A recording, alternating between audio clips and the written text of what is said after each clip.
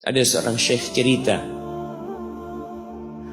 dalam salah satu ceramahnya, cerita tentang seorang dokter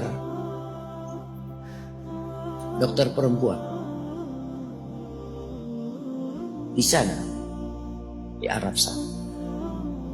Ada seorang anak lelaki bawa ibunya masuk ke dokter ini, subhanallah. Ibunya ini gila ya.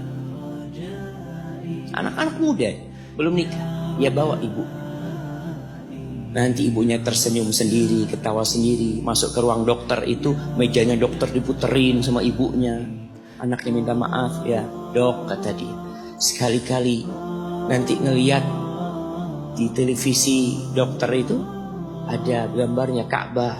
Ibunya ngomong, nak, kau bukan nak ngomong, kamu bohong mat kau bohong sama ibu. Katanya mau dibawa umroh ibu, kata dia. Nanti diludahin anaknya, digigit anaknya. Nanti kerudungnya ibunya terbuka, dipasangin lagi.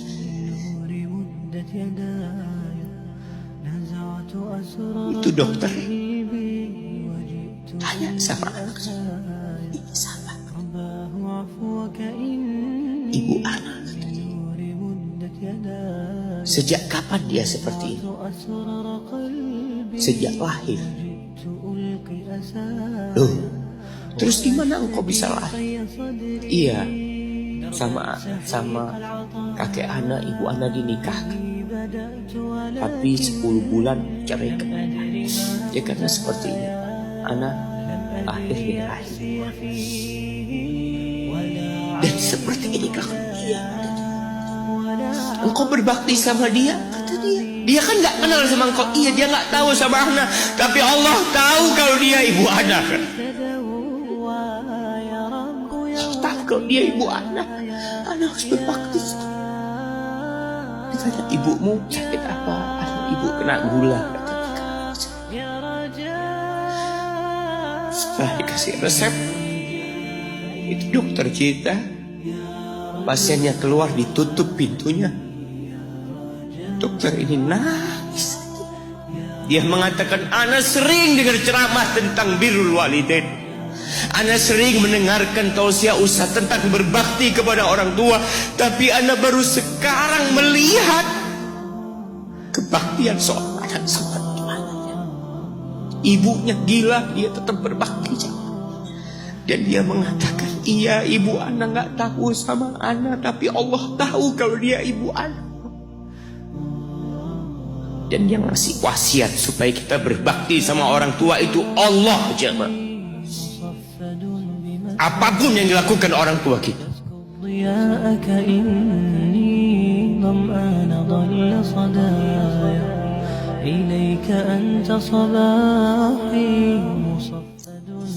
Apalagi ibu.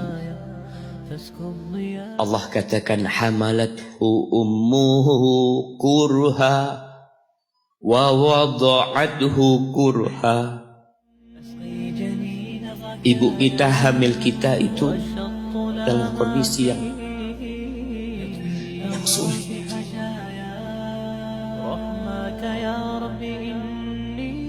Ada ibu yang harus bed rest demi anaknya lahir. Demi kita lahir, ibu kita itu bed rest. Capek dikit keluar darah.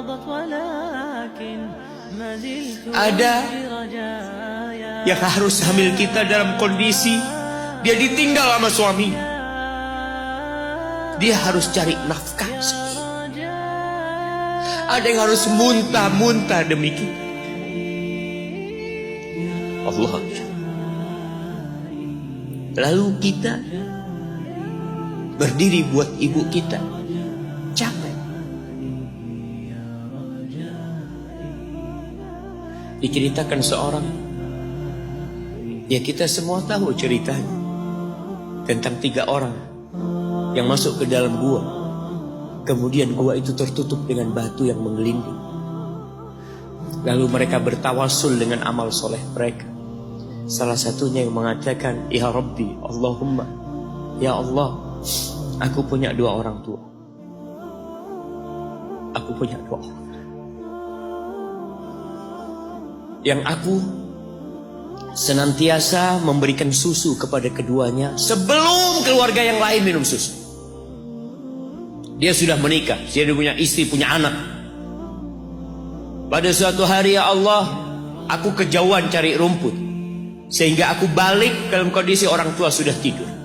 Maka aku pereskan susu buat keduanya, ya Allah. Allah tahu, tapi dia mau cerita sama Allah. Dia ingin tawasul dengan amal soleh dia. Lalu aku taruh di wadah. Aku datang ke bapak ibuku, mereka tidur. Maka aku berdiri di hadapan kedua.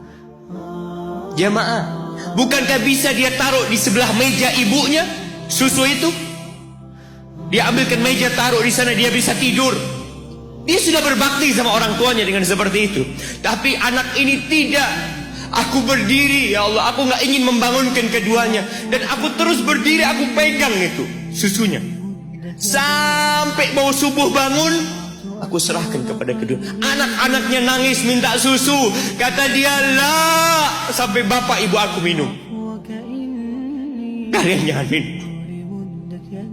Kita kadang-kala sudah menikah lebih peduli sama istri kita, lebih peduli sama anak-anak kita.